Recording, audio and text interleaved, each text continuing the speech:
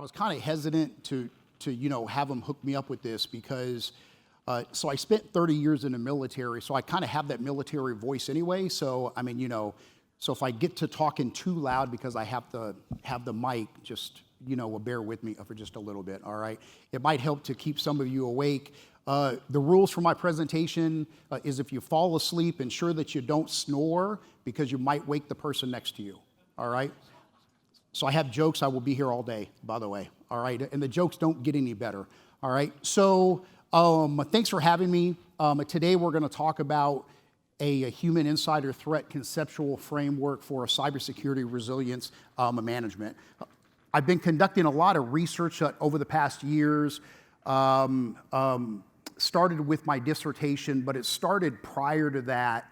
My background, we will get to that in just a minute, but really that's driven me and propelled me into this research topic that I have right now, right? We'll talk about a little bit more about that as we get started.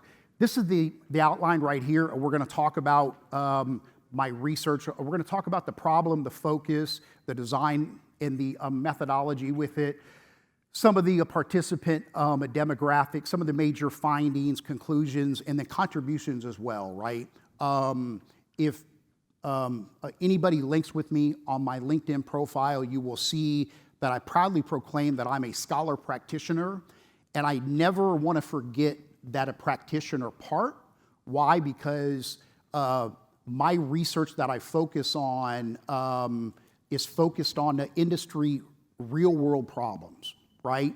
And sometimes what happens with the academia is so siloed that they focus on research problems that are focused on like theory, building theory, and like all that stuff. But I like to ensure that I'm keeping one foot in the industry so that we can build a safer world for all of us, right? So just kind of keep that in mind, right? Little background about me. I'm a 30-year retired military IT cybersecurity officer, held many jobs within that, and we'll talk about some of those jobs as we move forward. I'm happily married to my wife of 20 years, and we just hit our 20-year anniversary a few months ago. I'm a Tampa Bay Buccaneer fan, so all of you Bills fans, you have nothing to worry about. We're not fans of like an AFC East team, so we're good with that. To add to the story, John, I think that was his name, who had just helped me up here. I'm horrible with names, by the way. So the day that I arrived in the Rochester area was 2 days after Christmas. So I went from 85-degree weather here in Tampa, Florida, to snowstorms here, and I'm still trying to figure out what the heck lake effect snow is, right? So we will figure that out together, so just bear with me a little bit. Love to have fun with my wife. All of our kids are grown and out of the house, but we have 2 little Shih Tzus. I have a large desk at home so that both of them can sit right next to me while I'm doing my work at home. So held many cybersecurity jobs, as you probably read in my profile. Everything from an information system security officer to a senior security engineer to an incident responder for the Special Operations Command. I did that for about 2-3 years. That was some of the greatest work that I've ever had in my life. That enterprise network that I worked on, at any one time, we had upwards of hundreds of thousand devices on the network, on this geo-located network. So I'm an incident responder at heart. Right after that, I transitioned into building training packages for the Special Operations Command, Cyber Warriors. And then I started working on my doctorate at the University of South Florida. And at the completion of my doctorate, well, let me back up for a second. So my dissertation focused on human factors that drive cyberspace insider threat activities, right? It went back to, I wanted to understand what the real world problems were, and I wanted to try to find a solution with that, right? Or for that, to help keep us more secure. So my last semester of being a doctoral student, I would often tutor and help my fellow students out. And what I found and what they kept telling me was that I had a gift for teaching. So they said, we know you love cybersecurity, but this is what your calling is. So I made the transition. The last 3 years I spent at the University of South Florida as a visiting assistant professor teaching cybersecurity-based courseware. From there, SUNY Brockport pulled me up here. We have a brand new program here. We will talk about that program in just a minute, but they pulled me up here. This is my second semester. So, I made it through the winter and I was able to see this nice summer weather that we had here, right? Something other than snow, just in time for the snow to come again.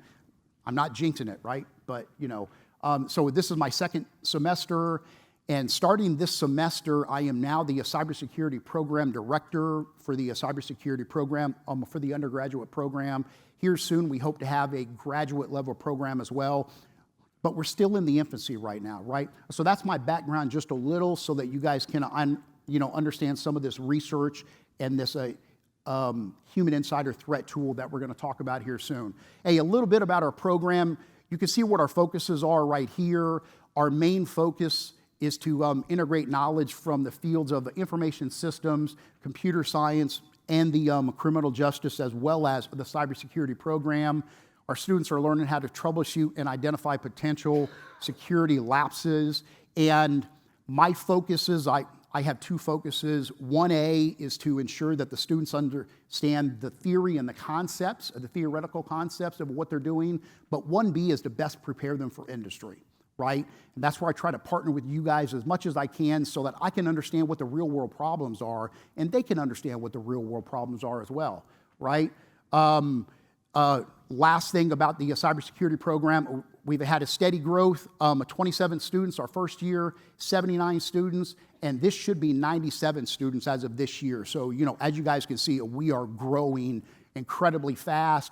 We have an eye on the ABIT cybersecurity accreditation. As of now, there are 0 SUNY entities throughout New York that are ABIT accredited for a cybersecurity. We hope to become the first, and that is what we are working on right now. Our CIS program, Computer Information Systems, is the very first and only ABIT accredited program in the entire SUNY ecosystem. So we've already got a roadmap in place. Our focus, like I said, is on theory, conceptual models, as well as that type of learning at the very bottom, and this is the type of curriculum that we have right here. So enough about the program. Let's talk about the research problem that I started investigating, and this is an ongoing thing that we're dealing with, right? Well, the insider threat landscape, insider threat incidents, as you can see, from a 2018 to 2020 increased in that short span by a 47% alone, right? And it has grown exponentially worse since then. The cost has risen by a 44% during that exact timeline, right? And it's even getting worse for us, right? And if you look at back in 2020, the cyber insider threat cost to companies per incident was $755,000 for the malicious and only $307,000 for the non-malicious. And we will talk about the non-malicious, unmalicious versus malicious, witting versus unwitting, all that good stuff. I've got some fantastic results from some of the research that I've been constructing there, right? So you can see some of the insider threat incident impacts. It affects intellectual property, PII, PHI. The great thing about cybersecurity is that cybersecurity runs through every single thing that we do, right?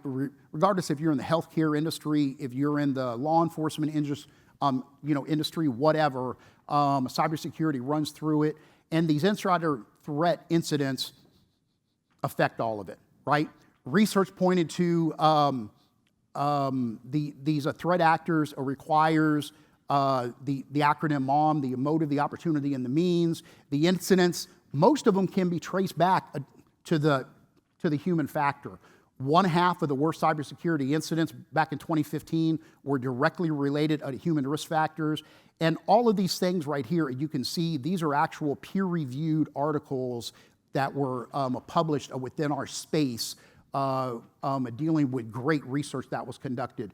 Greitzer right here said that most of the focus dealing with the insider threat activities are technologically focused, all right? What does that mean? That means that they're focused on developing a new piece of technology, as opposed to looking at, hey, how do we do things in a procedure manner to get better with that stuff. Greitzer, which is a leading researcher within the insider threat field, he's been looking at human factors since the early 2000s. So, as you can see, he's done a lot of research here. He introduced some of the frameworks that we're going to talk about of the insider threats to emphasize the individual and the socio-technical factors. And we will talk about some of those as we move through with the slides. Also, missing from the literature, there's a lack of in-depth qualitative studies, all right? Sometimes within academia, there's so much focused on a quantitative, the numbers, as opposed to reaching out to industry and partnering with the industry partners to say, hey, what are you guys dealing with, all right? Notice Zhang right here from a 2019 said that only 2 of 27 studies, after analyzing all of these literatures associated, only 2 of them were a qualitative based, right?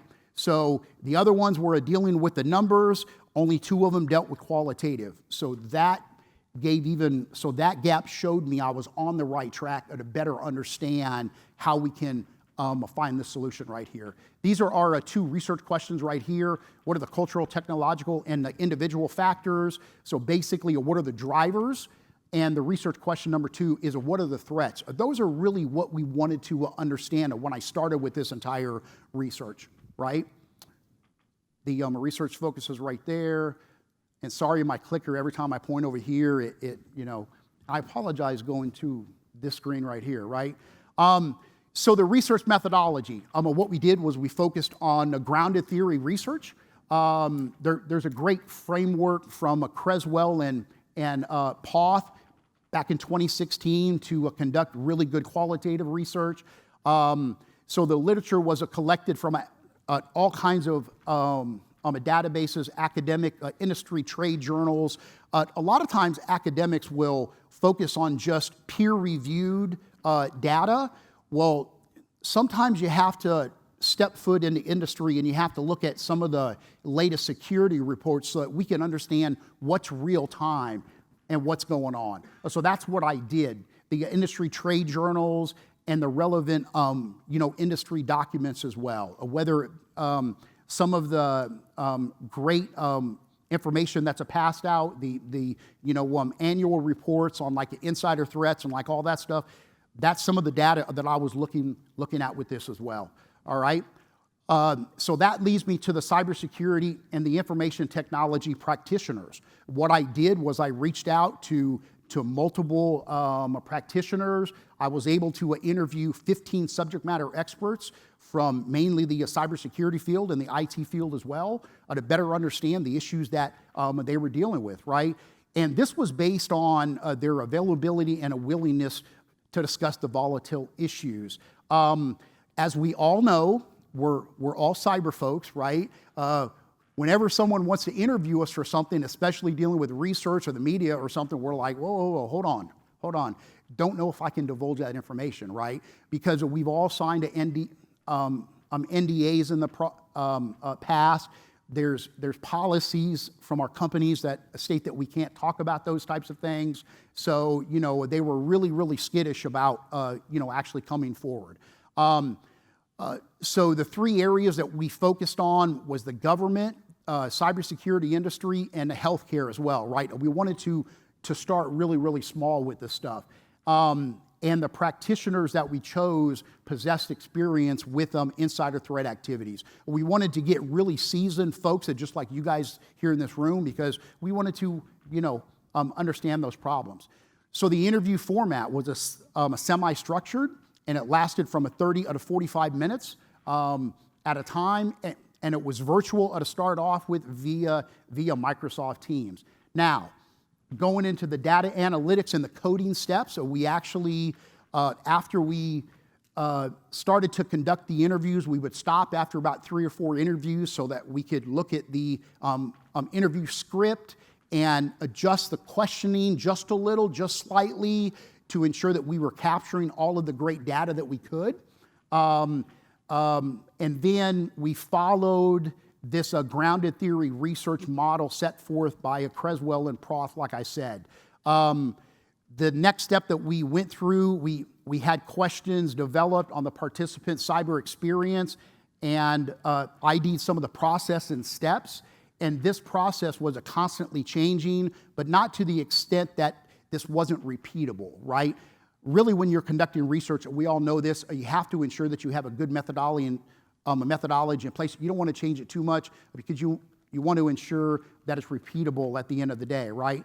So then we started to have some theory building emergence, followed by structured analysis. We're going to see some of the structured analysis that we have after that, including open coding, axial, and then selective coding as well. And we followed their framework from 2016. This is a really great book, by the way. And for some of you that want to fall asleep at night, this will put you to sleep sometimes as well. All right. The jokes ain't getting any better. Just to let you all know. All right. And then what we wanted to do after that, we wanted to present a good theory to explain the process action of the actual study that we were going through. And then finally, we wanted to present the theory as a discussion or a model that we could take back to industry, and then industry could actually test the model to verify that the model was legitimate and could help. All right.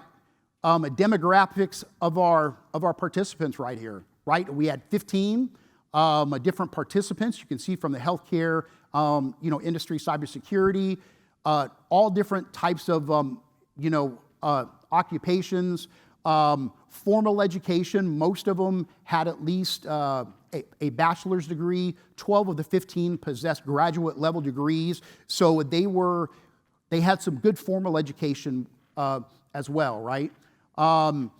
The experience, you can see the experience, 271 years of total combined years of experience. These are the certifications, the highest level certification that they possessed. They possessed some of the lower level certifications as well. And then, at the time I was in Tampa, so, it was predominantly made up of people from the Tampa and the surrounding area. Now, the average participant worked in the cyber industry, senior cyber-focused position, but they had a wealth of experience prior to that, right? Graduate degree, 18 years of experience, and a good majority of them were Tampa residents. Now, where we hope to take this follow-on is to expand the net out so that we can get better data, but we all know with research you have to start with sample sizes and then go from there with it. So this is a Saldana's coding process that we followed. Notice we started with the data, and then from the raw data, then we conducted the initial coding. From the initial coding, then we moved to the subcoding. Then we went into category development that made sense based on the coding.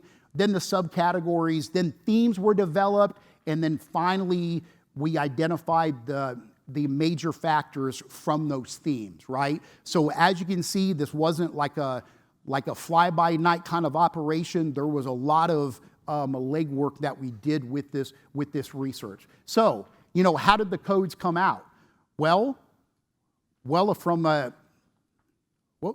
So there were 15 total transcripts, just to give you an idea of the data that we were analyzing. There were 15 total transcripts, over 148 pages, and 78,000 words that were being coded. And for those of you that have gone through this coding process before and conducted qualitative analysis research, this is very, very time consuming. All right. From there, there were a total of 569 codes. And those codes that were referenced, as you can see, there were 2,700 total. Dealing with the first research question, there were 263 codes dealing with the drivers. Remember, the first research question dealt with the drivers. Dealing with the solutions, there were 123 different codes. Now, within those drivers, We wanted to look at the individual, technological, and the organizational codes. And these dealt, we pulled these directly from our first research question. And then as you can see with the individual, there were 140. Technological, there were 43. And then organizational, there were 69 codes associated. Dealing with the individual code specifically, we further subcoded and found out as we started going through, which you will often do when you're conducting research, we found that out of all of the insider threat activities and the infractions that were conducted, we saw a pattern that started to emerge from this, right? We found that 23 of the codes that were associated dealt with unwitting, unmalicious incidents. And then there were 50 codes that dealt with witting and unmalicious incidents. And finally, there were 42 dealing with witting and malicious. The witting malicious codes relate to like the hardcore insider threat incidents, which we normally think of like embezzlement, espionage, those types of things, right? The witting unmalicious and the unwitting unmalicious, we will talk about these here soon, right? But those were some of the great things that we found out. So dealing with the unwitting unmalicious and the witting unmalicious, there were 83 total codes, whereas with the witting malicious, there were only 42 of them, right? These are 15 subject matter experts that have years of experience, and these are the issues that they're talking about, right? So there were 42 compared to the 83. So what was, how did this data go from the data to the coding to the subcoding through the category all the way to the theme factors, all right? The data, the subcoding, as you can see, led us to develop two different categories, drivers, solutions, which pair nicely with the research questions that we had. There you go, the research questions, the drivers, and the threats right there. And these were the subcategories that made sense dealing with all that coding right there. We had the individual, technological, and the organizational, which fit nicely with the research question number one. And then with the solutions, there were 4 other codes or subcategories: culture, education, training, technological, and then communication. And we will talk about, what these things mean as we move forward through the slideshow right here, right? So the themes, these are the themes right here, and we will talk about what those are as we move forward here, all right? The first 3 dealt with individual factors, and we'll talk about what those are specifically as we move forward so that they make more sense for you. As you can see, the organizational and the culture, theme 5, which surrounded leadership, surprise, leadership here in cybersecurity is really, really important, right? But that's what they kind of talked about. They talked about the culture as well.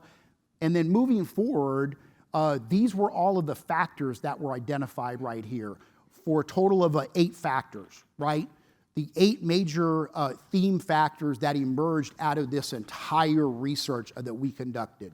And we will talk about what these mean, as we move forward in the slideshow, all right?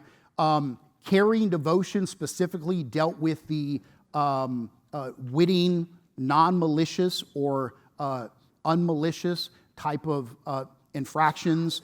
A good example of this is when you have a nurse that's working at a nurse station, and if she's locked out of her computer, or sometimes hospitals require employees to lock their station when they walk away and they care for a patient. Sometimes nurses don't have time to do that because they're trying to care for a patient and they don't have time. So they might just leave their station unlocked for the entire day because they don't want to have to deal with it, right? Well, that's an insider threat incident, right? Now it's witting, but it's unmalicious, but it's still an insider threat incident, right?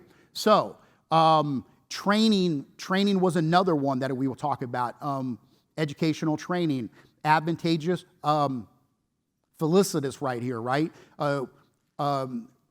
really with this right here, with the educational training, a lot of times when an employee does something wrong from a cybersecurity sense, oftentimes employers will make them take awareness training or some type of remediation training, but the remediation training isn't focused on what they did wrong. It's just some standard training that they have to take. So the employee really doesn't learn anything, right?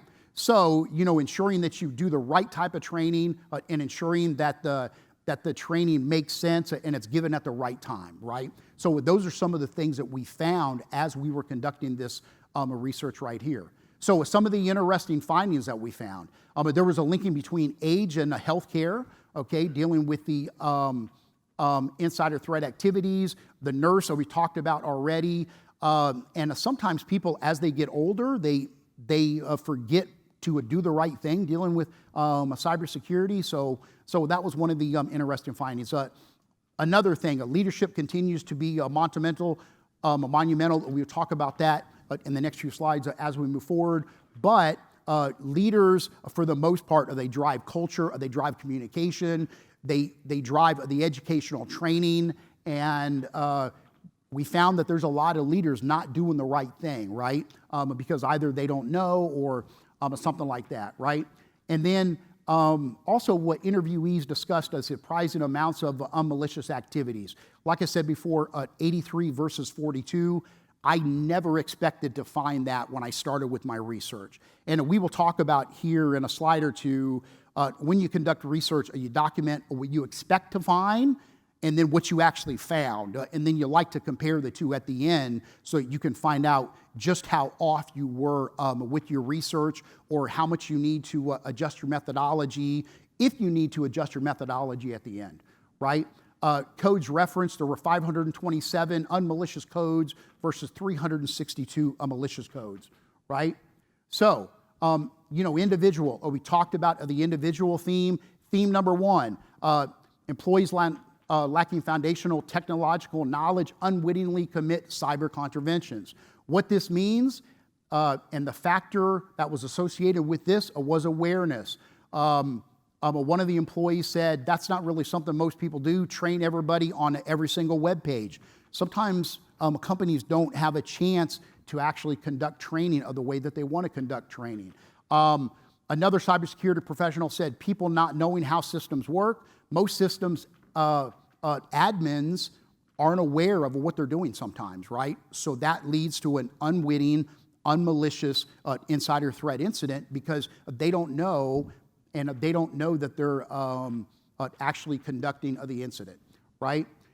Theme number two, cyber infractions are sometimes committed with the belief that harm will not come to others.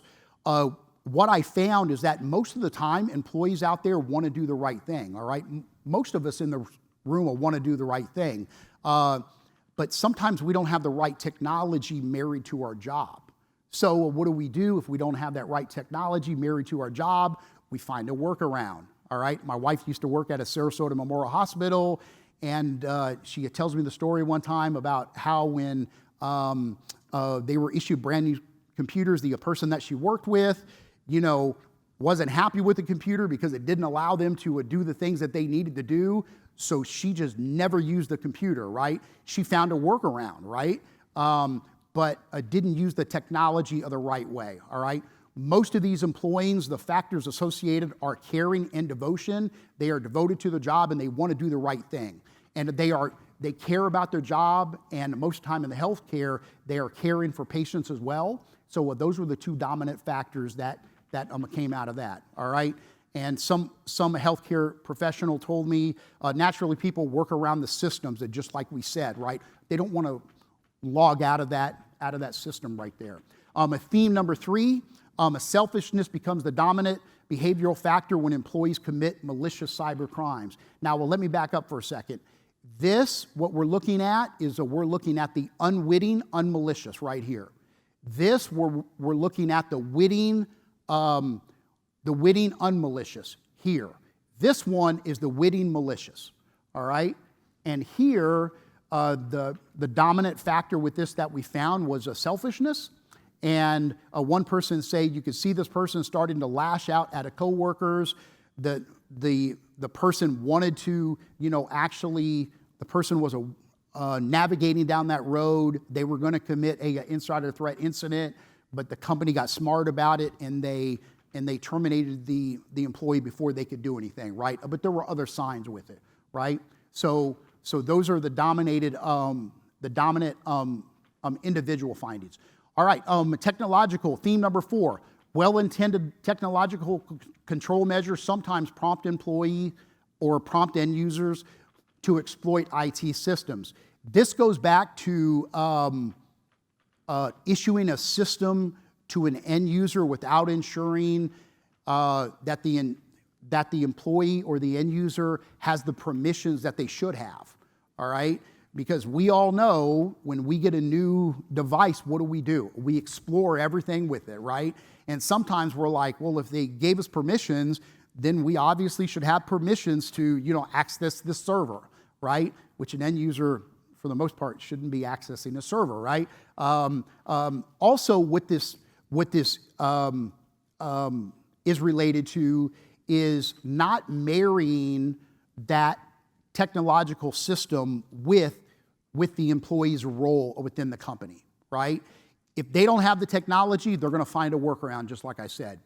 The factor with this, the main factor is access, and as you can see, one government cyber professional posited people in positions to exploit are often the only cyber subject matter expert in those areas, right?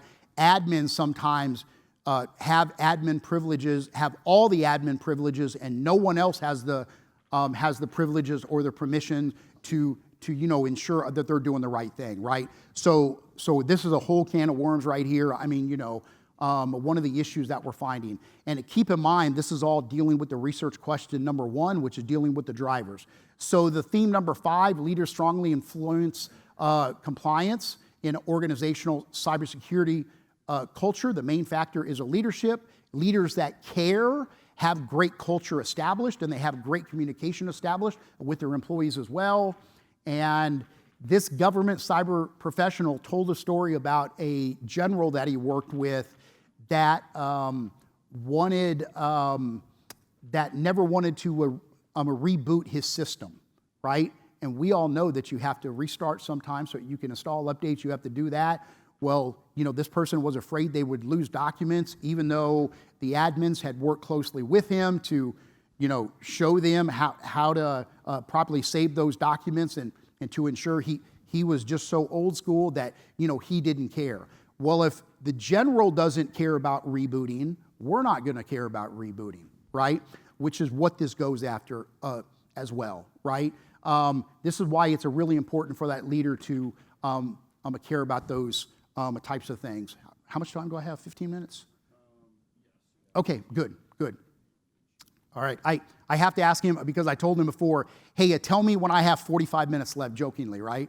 But, professors are long-winded sometimes, so we just kind of get off track a little. So you just kind of bear with me a little, right? One of the expected findings that we had was dealing with the individual factors. We expected to find that there were some individual factors that drove cyberspace insider threat activities. Actually, we found 4 of them that were dealing with the individual: awareness, caring, devotion, and selfishness. And this went back to the non-malicious, unwitting, witting, malicious, all those things, right? We also expected to find some cultural factors, right? Cultural factors that drive the insider threat activities. We did uncover data that pointed to leadership being the main factor dealing with organizational. And finally, dealing with the technological, we expected to find some drivers from that space, and this reinforced access as the main technological factor. So this is some of this stuff dealing with the access, that this reinforced some of the stuff that we knew already. All right, dealing with the unwitting, unmalicious, the witting, unmalicious. You saw this slide previously. This is one of the flow charts that I developed to help us better understand the witting, unmalicious, and to how to categorize those different insider threat activities, right? And you can see, as you follow it throughout, you can quickly categorize if it's an unwitting, unmalicious. Is the act knowingly committed? Yes. Classified as witting. Malicious? No. Yes. I mean, I'm pretty self-explanatory with that. This is my recent publication right here that was just accepted right here. So a lot of fun stuff with that. Now after that, what we did was we conducted more coding on top of that, right? Because we better wanted to create to create a model that we could provide to industry to help industry have a better understanding and help them with their solution, right? So what we did was we developed causal conditions, and I'll let you go back and read these later when you want to fall asleep at tonight. Obviously, this will put you right to sleep. But we developed some of the causal conditions that feed into the core category. You can see the insider threat incidents will drive companies to better understand how to figure that out, right? Threat actors increasingly targeting internal employees. These are all things that drive companies to want to get better, right? To the core category right here, which the core categories, organizations want to understand the drivers and the solutions, right? For this should be, so the solutions for increasing the insider threats, right? Should be decreasing insider threats. I'm sorry, that's a little, I need to fix that. So context, there's also some contextual conditions as well. These are some of the things that we talked about before, the individual, technological, all the way down to the communication. And then finally, you have intervening conditions as well that should be feeding into the strategies, right? The strategies that you develop at your company that can help you decrease those insider threat activities. We talked about the unwitting, witting, the leadership, and the non-malicious as well as the malicious. Some of the strategies that that companies should be embarking upon include improved leadership, ensuring that they have good culture constructs in place, refine the training and their education to ensure that training and education is closely aligned with actual insider threat activities that you have, or then that you see what's going on throughout industry, right? You really shouldn't wait until you actually have an incident within your company, right? Also, aligning technology with the job function to ensure that they have the proper computer system with the proper softwares involved on them, right? And then better communication as well. And then consequences, these are things, these are items that your company should be trying to achieve as you move forward from a cybersecurity standpoint, monitoring of the drivers of the insider threats with the factors that I talked about earlier, the awareness, the caring, devotion, all those things, and then implementing solutions to combat the insider threats, right? These are the actual solutions that I talked about earlier, and then empowering leaders to monitor drivers and implement those solutions. So then, as you can see, we've really done a lot of work with this stuff to better understand it, right?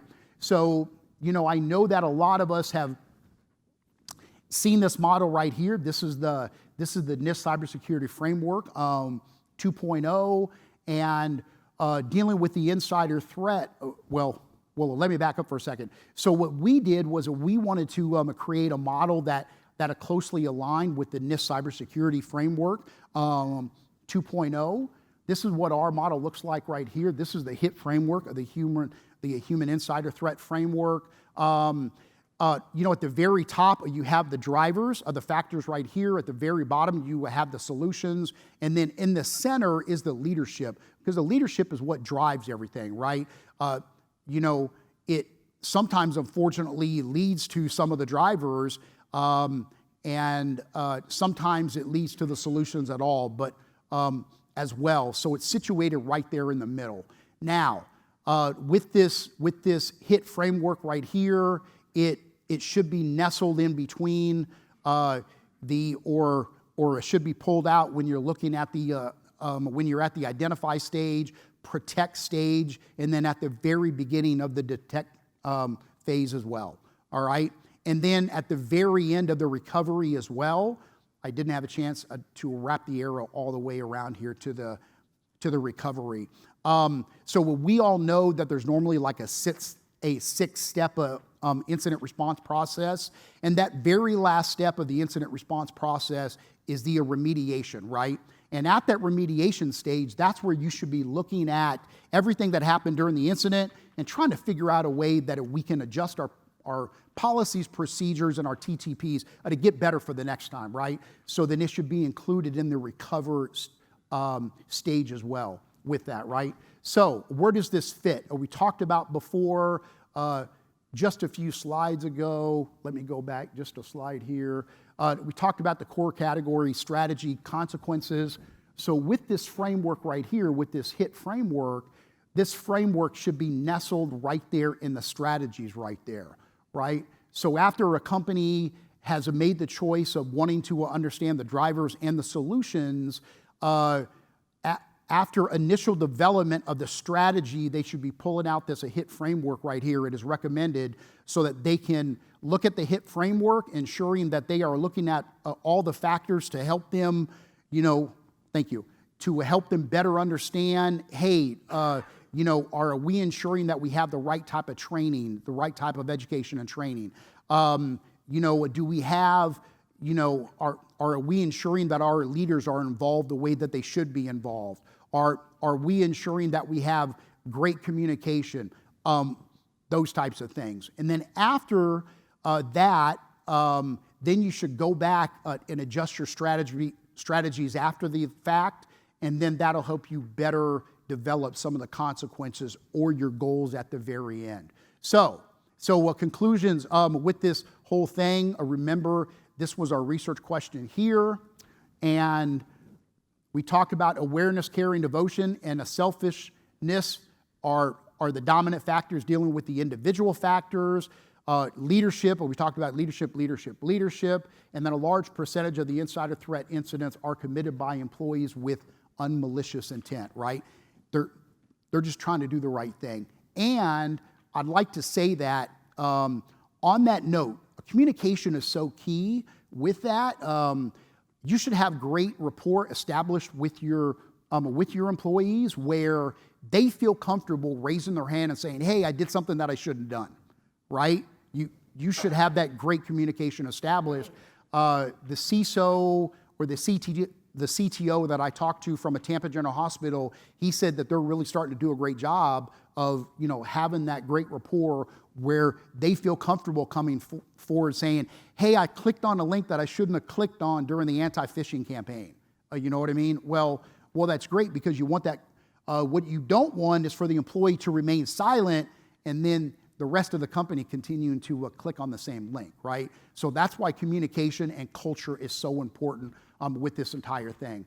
Contributions to the academic arena. We created a foundational qualitative study with context from cyber experts, and hopefully we can continue to grow this research right here. From the practitioner arena, which is you folks in this room, you can kind of tell that I'm a little older because I still use that word, folks, right? Hopefully we have created a useful framework to consider how to expand current cyber strategies to account for the human factors, right? Because we've all seen that the human factor is the weakest link, and it provides clarity of the importance of leadership and also bring awareness of the new factors and then confirmation of the existing factors that were already in place from which Greitzer talked about a few years. So with future research, I'll wrap it up by saying, hey, we want to continue this. We hope to partner with we hope to evolve this model and make it into a more usable model for you folks so that you folks can, give us feedback on it and say, hey, this part is great, or this part sucks, or this part needs improvement a little. That's really what we're looking for. And the more that we can partner academia and industry, the more secure we can make this world. And not only that, but the better we can train our students as well, because they understand the real world problems that we're dealing with. And next step, I already talked about that, and I think I have 4 minutes left. So what questions do you guys have? Right here. We'll start here. There you go. So it's been common knowledge in cybersecurity that one of the biggest returns on investment is end user awareness, but training. But it's kind of like selling smoke detectors. How many fires were you able to prevent? So I think what this research would support is helping, if there's any way you can attempt to quantify the return on investment, but then you're comparing an organization that did well against one that didn't do well. But I don't know how to get it there, but I think that would, if you could do some analysis towards return on investment, that would be really fantastic. Okay, thank you. Thank you for that.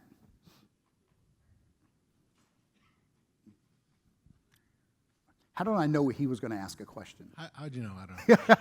I'm that guy. So I know the security awareness realm is now looking at the psychological factors of this, right?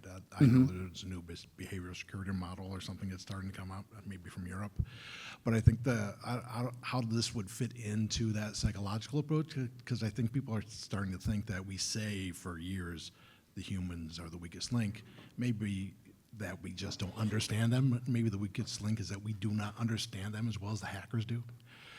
And controls haven't been built around that. I don't know if you've looked at or not understand how the behavioral security model works. Or yeah, so I've started looking at some of the behavioral security models. Actually, one of the research, that's our next research project, actually, from an academic standpoint, to better understand the behavioral models. But first, what we want to understand is, is what we're doing so far kind of right in line with what you guys are seeing? Because what you definitely don't want to do as a researcher is get too far down the road and get too detached from the security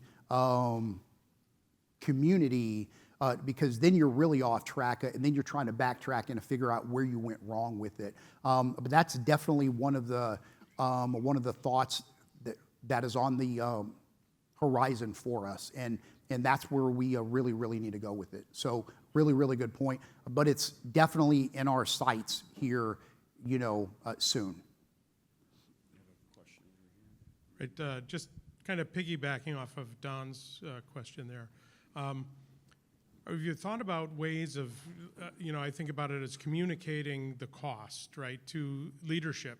So the idea there of insider threat, unmalicious costs you this much per year, right? Based maybe on revenue of the organization or employee headcount or something like that, and then kind of having a similar metric for the malicious insider. But that might be industry-based or something. Have you thought about doing any of that, or? I have. Actually, the very first slide, had some of that cost. But what I haven't done yet, very good point, and you guys are giving me great ideas. That's why I'm so excited that I was able to present to you guys. Because what I tell students all the time is that businesses are in the business of what? Making money, right? And it's all about the money. And there's a reason that CISOs and CTOs used to kind of have to report to the CFOs, because it all dealt with the money. But what we found out was that the CFOs a lot of times would be like, no, you're not getting money for that. So, then they had to kind of move the CTO onto equal footing with that CFO. But I'm taking great notes with this, and we will go back and look at the return on investment specifically to better understand that. Because when you throw the dollars and signs up there, people can, or the dollars and cents, then it means much more to them, right? So yeah, a really good idea, and that's definitely something that I'm putting in my pocket as I take notes with this. So we have time for one more question. Will you be sticking around after? If people I want to will, chat with you? absolutely. Okay, great. So this will be our last question. Okay. Oh, no, not that guy. That's the guy that I worked with out of SUNY Brockport. Yeah. Well, so I didn't know your research was so interesting. So now, I'm glad that I learned that. So, Yep. but no, so wrong fit, like wrong system fit, wrong process fit. I have experience that leads to users trying to break security or trying to avoid security. But it crosses many lanes: business, it crosses IT, Yes. ops, it crosses security. Is that something that you're hoping with the framework to address beyond security?